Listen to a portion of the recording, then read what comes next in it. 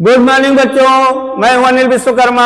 कैसे हैं आप सब लोग? उम्मीद है आप सब लोग अच्छे से होंगे। देखिए बच्चों, इसके पहले वाले वीडियो में हम प्रश्नावली 14.1 के कुल 10 सवालों को बता दिए थे। अब आज की वीडियो में उसी के आगे के सवालों को हम बताएंगे। तो देखिए बोर्ड पर प्रश्नावली 14.1 का 11वां सवाल हम लिख दिए हैं। चलिए पहले 11वां सवाल हल किया जाए। तो देखिए बच्चों, इस सवाल में लिखा है, गोपी अपने जल जीव कुंड के लिए एक दुकान से मछली खरीदती है। दुकानदार एक टंकी जिसमें 5 नर मछलियां और 8 मादा मछलियां हैं में से एक मछली यादृच्छया उसे देने के लिए निकालता है। इसकी क्या प्रायिकता है कि निकाली गई मछली नर मछली है? तो देखिए बच्चों, इस सवाल में बताया जा रहा है कि गोपी अपने जल जीव कुंड के लिए दुकान से मछली खरीदने के लिए गई है। दुकानदार के पास एक टंकी है जिसमें 5 नर मछलियां हैं और 8 मादा मछलियां हैं। दुकानदार गोपी को मछली देने के लिए टंकी में से एक मछली निकालता है। अब आपसे ये पूछा जा रहा है, इसकी क्या संभावना है कि निकाली गई मछली नर मछली है, यानी कि इसकी क्या प्रायिकता है कि निकाली गई मछली नर मछली है। यानी बच्चों, नर मछली होने की प्रायिकता ज्ञात करना है। निकाली गई मछली नर है, इसकी प्रायिकता ज्ञात करना है। तो चलिए इसे हल किया जाए। तो सबसे पहले बच्चों, यहाँ कितनी नर मछलियां हैं और कितनी मादा मछलियां हैं ये सब लिख दिया जाए। तो देखिए, नर मछली कितनी है 5, और मादा मछलियां कितनी हैं? मादा मछली 8 हैं। इसलिए टंकी में मछलियों की कुल संख्या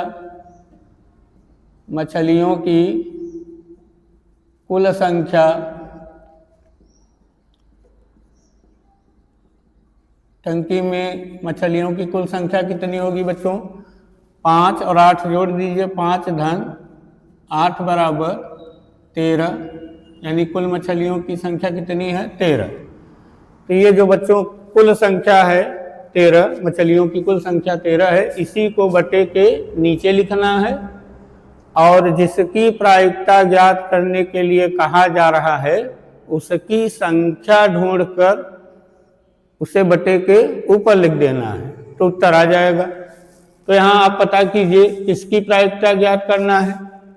तो देखिए, निकाली गई मछली नर मछली है, इसी की प्रायिकता ज्ञात करना है, यानी नर मछली होने की प्रायिकता ज्ञात करना है। नर मछली होने की प्रायिकता ज्ञात करना है। तो हम पता करेंगे कि नर मछलियाँ कितनी हैं। तो देखिए, यहाँ नर मछली कितनी है? 5। तो लिखेंगे यहाँ नर मछलियों की संख्या बराबर 5 है। इसलिए प्रायिकता नर मछली, निकाली गई मछली नर है, इसकी प्रायिकता निकाली गई मछली नर होने की प्रायिकता, निकाली गई मछली नर होने की, और की मतलब प्रायिकता बराबर। तो देखिए किसकी प्रायिकता ज्ञात करना है? नर मछली होने की। तो हम पता करेंगे नर मछलियां कितनी हैं। तो नर मछलियों की संख्या 5 है, तो यही 5 ऊपर लिखिए। अब बटे में ये जो कुल संख्या है 13, इसे बटे के नीचे लिख दीजिए, उत्तर मिल जाएगा। बच्चों, प्रायिकता निकालना बहुत आसान है। बस आप यही एक बात याद रखिए, इसके पहले वाले वीडियो में हम कई बार आपको बताए हैं कि जिसकी प्रायिकता ज्ञात करने के लिए कहा जाए उसी की संख्या ढूंढिए, और उसकी संख्या जब मिल जाए तो उसे बटे के ऊपर लिखिए, कुल संख्या बटे के नीचे लिख दीजिए, उत्तर आ जाएगा। देखिए, हमसे नर मछली, देखिए किसकी प्रायिकता ज्ञात करना है? निकाली गई मछली नर है, यानी नर मछली होने की प्रायिकता ज्ञात करना है। हम पता किए कि नर मछलियां कितनी हैं, 5।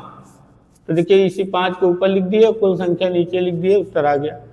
अगर ये पूछा गया होता कि निकाली गई मछली मादा है, इसकी प्रायिकता ज्ञात कीजिए, निकाली गई मछली मादा है, इसकी प्रायिकता ज्ञात कीजिए, तो हम पता करते हैं मादा मछलियों की संख्या कितनी है। तो मादा मछलियों की संख्या कितनी है, 8। तो 8 ऊपर लिख देते और कुल संख्या 13 नीचे लिख देते, 8/13 यही उत्तर आ जाता। यानी निकाली गई मछली मादा है, इसकी प्रायिकता 8/13 होती। तो चलिए बच्चों इसे नोट कर लीजिए, इसे हम मिटेंगे तब बरहमा बताएंगे। चलिए इसे मिट दे रहे हैं।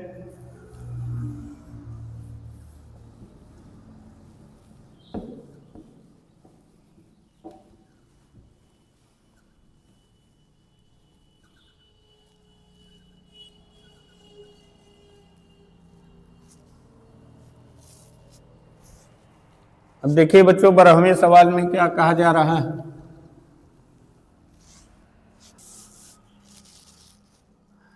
हाँ तो चलिए बच्चों देखिए 12वां सवाल में देखिए क्या लिखा है। संयोग के एक खेल में तीर को घुमाया जाता है। देखिए यहाँ एक के सामने देखिए तीर यहाँ बना हुआ है, इसी तीर को बच्चों घुमाया जाता है। तो लिखा है तीर को घुमाया जाता है जो विश्राम में आने के बाद, यानी जब तीर को घुमा देंगे तो तीर अंत में आके रुकेगा, यानी विश्राम में आ जाएगा, रुकेगा। तो कह रहे हैं विश्राम में आने के बाद संख्याओं 1, 2, 3, 4, 5, 6, 7, 8 में से किसी एक संख्या को इंगित करता है। यानी जब तीर को घुमा दिया जाता है तो तीर जब रुकता है तो इन 1 से लेकर 8 तक की संख्याओं में से किसी एक संख्या के सामने रुकता है, इसे इंगित करता है। यदि ये सभी परिणाम सांप्रायिक हों, यदि ये सभी परिणाम सांप्रायिक हों, इसका मतलब है बच्चों कि तीर के रुकने की संभावना हर संख्याओं पर समान हो। यानी जितनी संभावना है तीर के 1 के सामने रुकने की, उतनी संभावना है तीर के 2 के सामने रुकने की, उतनी संभावना है तीर के 3 के सामने रुकने की, उतनी संभावना है तीर के 4 के सामने रुकने की। यानी किसी भी संख्या के सामने तीर के रुकने की संभावना बराबर है, इसीलिए बता रहे हैं सांप्रायिक हो। तो इसकी क्या प्रायिकता है कि यह तीर इंगित करेगा, यह तीर इंगित 8 को करेगा, विषम संख्या को करेगा, 2 से बड़ी संख्या को करेगा, 9 से छोटी संख्या को करेगा। यानी बच्चों इन सब की प्रायिकता ज्ञात करना है। तो सबसे पहले बच्चों हम लोग यहाँ ये लिखेंगे कि ये जो 1 से लेकर 8 तक संख्याएं वृत्त पर छपी हुई हैं, ये इनकी टोटल संख्या कितनी है। तो टोटल संख्या कितनी है, 8 है। यहाँ लिखेंगे वृत्त पर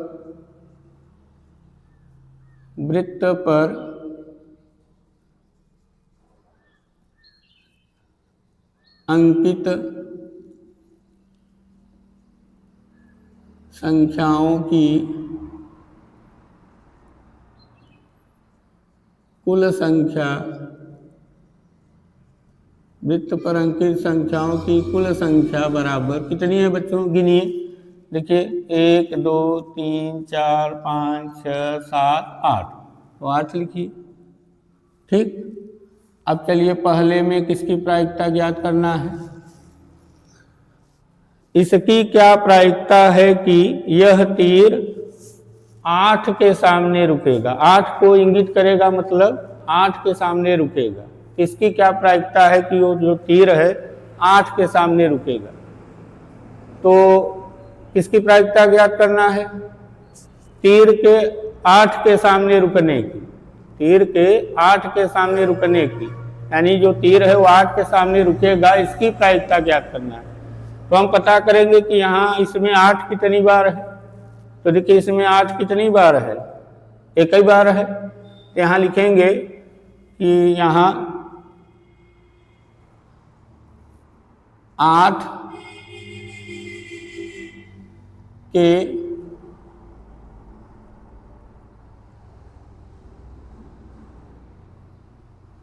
8 के आने की संख्या, 8 के आने की संख्या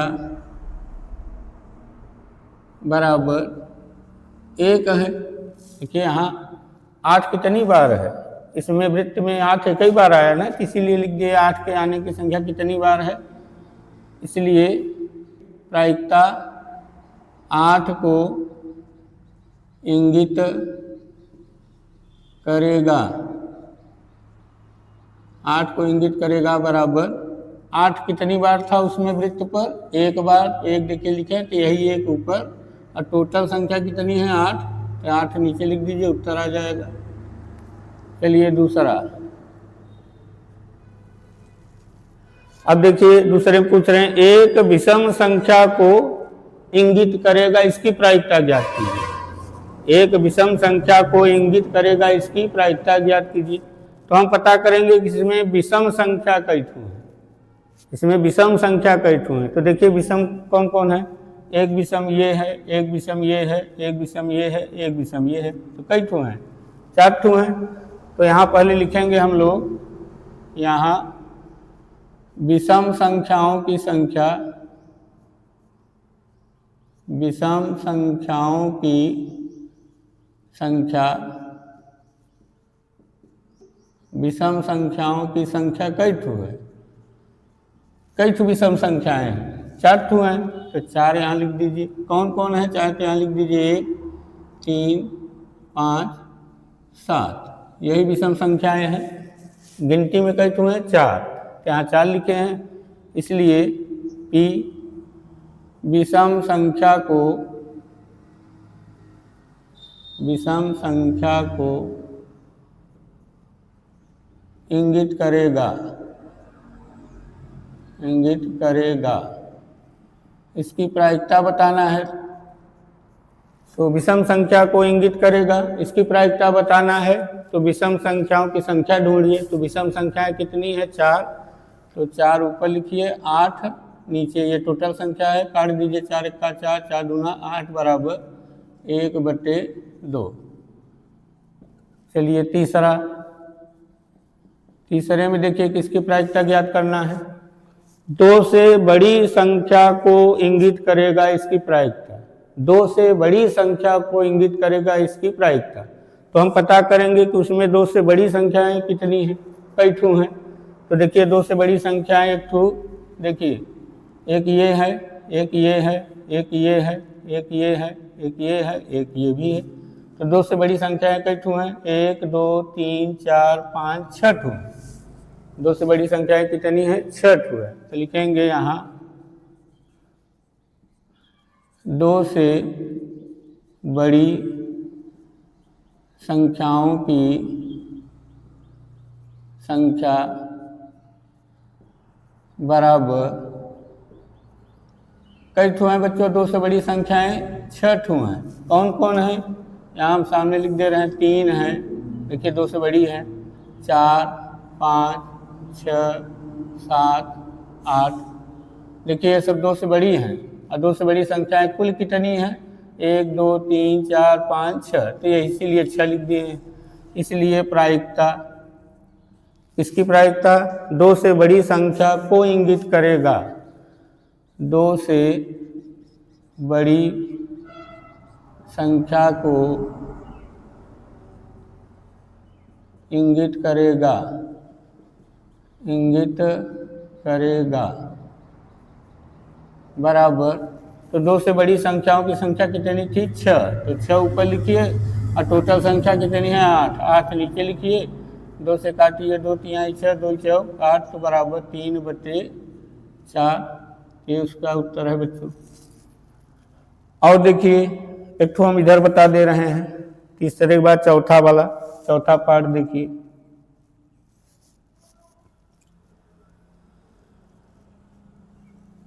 तो देखिए इसमें लिखे हैं 9 से छोटी संख्या को इंगित करेगा, इसकी प्रायिकता बताना है। 9 से छोटी संख्या को इंगित करेगा, इसकी प्रायिकता बताना है।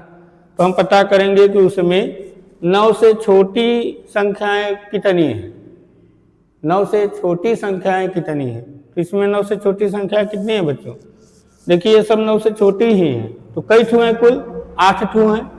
तो लिखेंगे यहाँ 9 से छोटी संख्याओं की संख्या, 9 से छोटी संख्याओं की 9 से छोटी संख्याओं की संख्या बराबर कितनी है? 8 ठू हैं। अब कौन कौन है? ये सब हैं बच्चों, ये सब 9 से छोटी ही हैं और गिनती में कई ठू हैं? कुल 8 ठू हैं। इसलिए प्रायिकता इसकी 9 से छोटी संख्या को इंगित करेगा। 9 से छोटी संख्या को इंगित करेगा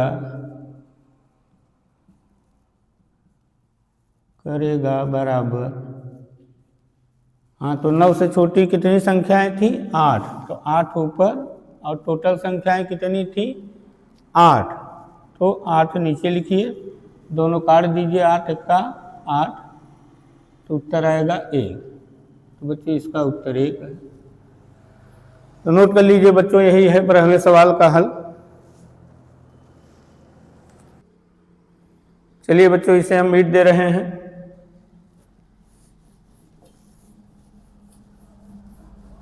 जिसकी प्रायिकता ज्ञात करने के लिए कहा जाए बच्चों, उसी की संख्या ढूंढिए और जब वो संख्या मिल जाए तो उसे बटे के ऊपर लिखिए और कुल संख्या बटे के नीचे लिख दीजिए, प्रायिकता मिल जाएगी आपको।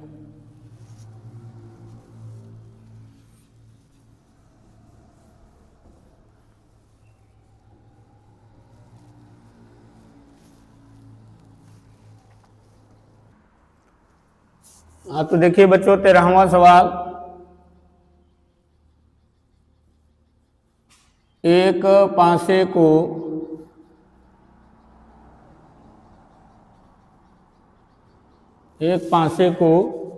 एक बार फेंका जाता है।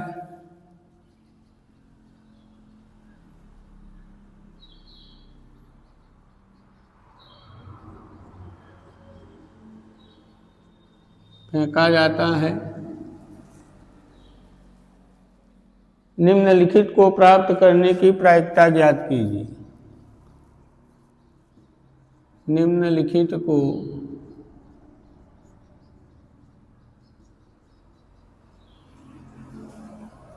प्राप्त करने की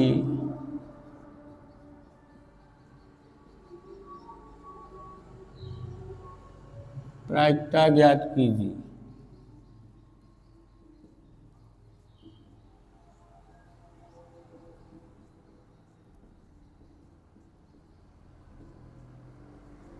देखिए पहले में लिखा है, पहले में देखिए किसकी प्रायिकता ज्ञात करने के लिए कहा गया है? एक अभाज्य संख्या। एक अभाज्य संख्या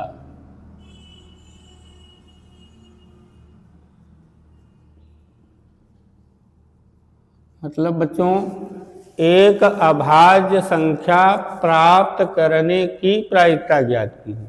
एक अभाज्य संख्या प्राप्त करने की प्रायिकता ज्ञात। दूसरा नंबर, 2 और 6 के बीच स्थित कोई संख्या। 2 और 6 के बीच स्थित कोई संख्या मतलब बच्चों 2 और 6 के बीच स्थित कोई संख्या प्राप्त करने की प्रायिकता ज्ञात कीजिए। तो एक अभाज्य संख्या प्राप्त करने की प्रायिकता ज्ञात कीजिए और 2 और 6 के बीच स्थित कोई संख्या प्राप्त करने की प्रायिकता ज्ञात कीजिए। तो चलिए इसे हल किया जाए। तो देखिए इसमें लिखा है एक पासे को एक बार फेंका जाता है।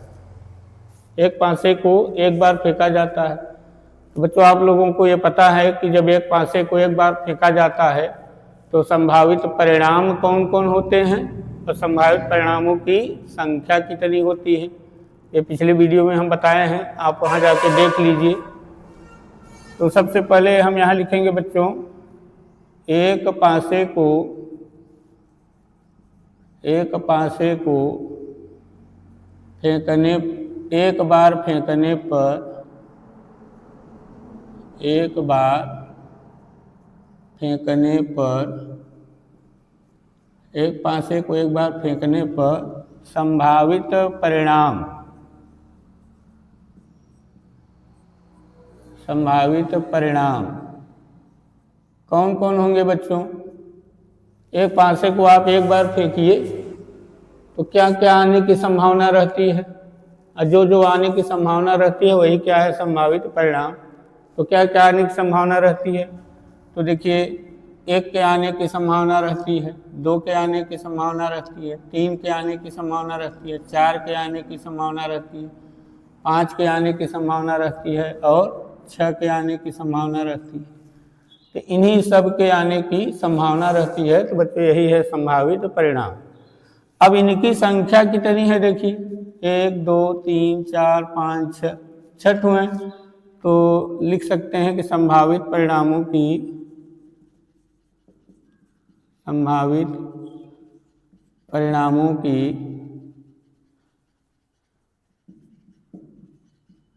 संभावित परिणामों की संख्या बराबर कुल संख्या, संभावित परिणामों की कुल संख्या बराबर 6। संभावित परिणामों की कुल संख्या कितनी है बच्चों? 6। गिन लीजिए, 1 2 3 4 5 6। इसी को बट्टे के नीचे लिखना है बच्चों, ये कुल संख्या है। ठीक, अब देखिए पहले में किसकी प्रायिकता पूछे हैं। तो देखिए पहले में कह रहे हैं एक अभाज्य संख्या प्राप्त करने की प्रायिकता। किसकी प्रायिकता? एक अभाज्य संख्या प्राप्त करने की प्रायिकता। तो हम यहाँ पता करेंगे कि इसमें अभाज्य संख्याएं कितनी हैं, अभाज्य संख्याएं कितनी हैं। तो देखिए बच्चों, ये जो एक है ये न तो भाज्य है न तो अभाज्य है, ये न तो भाज्य है न ही अभाज्य है, तो इसे तो छोड़ दीजिए। ठीक, अब अभाज्य संख्याएं कितनी हैं? देखिए ये अभाज्य संख्या है, ये भी अभाज्य संख्या है, ये भी अभाज्य संख्या है। तो अभाज्य संख्याएं कई ठो हैं? 1 2 3। अभाज्य संख्याएं कई ठो हैं? 3 ठो हैं। तो लिखेंगे यहाँ अभाज्य संख्याओं की संख्या, अभाज्य संख्याओं की संख्या, अभाज्य संख्याएं कई ठो हैं बच्चों? 3 ठो। कौन कौन है? 2 है, 3 है और 5 है। यही 3 ठो अभाज्य संख्याएं हैं। और एक न तो भाज्य है न ही अभाज्य है, तो एक को नहीं लिया जाएगा। इसलिए प्रायिकता एक अभाज्य संख्या, एक अभाज्य संख्या प्राप्त करने की, प्राप्त करने की। तो देखिए इसी की प्रायिकता ज्ञात करना था एक अभाज्य संख्या प्राप्त करने की। तो अभाज्य संख्या की संख्या हम ढूंढे तो कितना मिला? 3। तो 3 ऊपर लिखेंगे और टोटल संख्या कितनी है? 6 नीचे लिख देंगे। इसे बच्चों काट सकते हैं, 3 1 3 3 दूना 6 तो बराबर 1/2। चलिए दूसरे में देखिए किसकी प्रायिकता निकालने के लिए कह रहे हैं 2 और 6 के बीच स्थित कोई संख्या। तो पहले हम पता करेंगे कि 2 और 6 के बीच में कितनी संख्याएं हैं। यहाँ देखिए 2 ये है और 6 ये है, तो 2 और 6 इन दोनों के बीच में कितनी संख्याएं हैं? देखिए 3 ठो हैं, 3 4 5। तो 2 और 6 के बीच स्थित संख्याएं कितनी हैं? 3 ठो हैं। यहाँ लिखेंगे, यहाँ 2 और 6 के बीच स्थित संख्याओं की संख्या बराबर, हाँ तो 2 और 6 के बीच कितनी संख्याएं स्थित हैं? 3 ठो हैं। 3 कौन कौन है बच्चों? देखिए 2 और 6 के बीच में यही सब हैं, 3 4 5। 3 है, 4 है, 5 है। इन्हें गिनिए 1 2 3, यहाँ 3 लिख दिए। इसलिए प्रायिकता 2 और 6 के बीच की संख्या प्राप्त करने की बराबर, तो 2 और 6 के बीच की संख्या प्राप्त करने की प्रायिकता ज्ञात करना है। तो हम पता कर लिए हैं 2 और 6 के बीच में कितनी संख्याएं थी, 3 थी, यही 3 ऊपर 6 नीचे लिखिए, 3 एक्का 3, 3 दूना 6 तो बराबर 1/2। ये उत्तर है बच्चों इसका। चलिए नोट कर लीजिए इसे।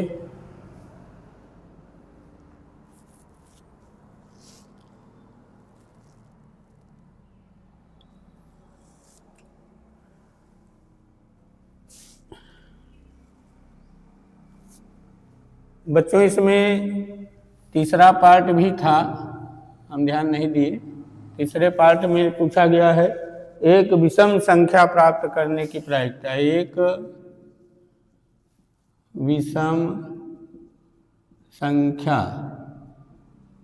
प्राप्त करने की प्रायिकता।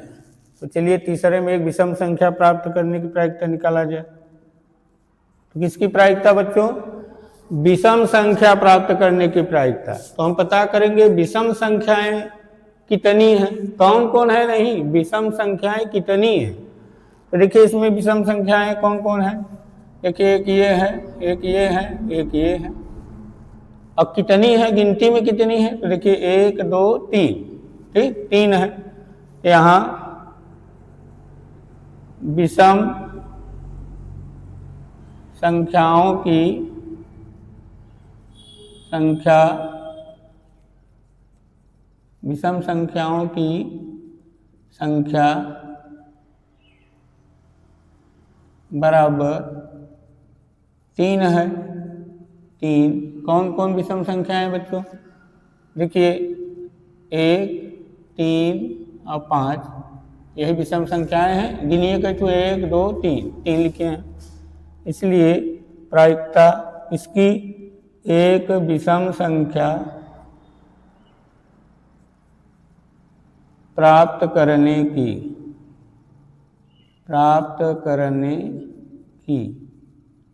प्रायिकता बराबर, विषम संख्याओं की संख्या 3 है और टोटल संख्या कितनी थी 6, काट लीजिए 3 एक्का 3, 3 दूना 6 तो बराबर 1/2। चलिए नोट कर लीजिए बच्चों इसे।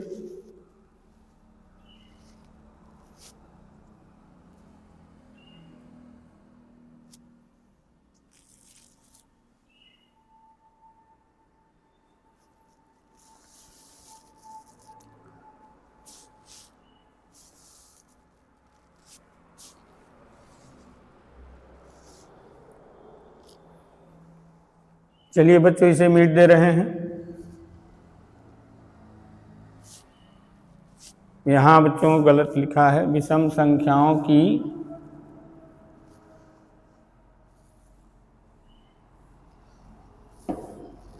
संख्या बराबर 3 और 3 तो ये हैं, ठीक। चलिए इसे मिट दे रहे हैं हम।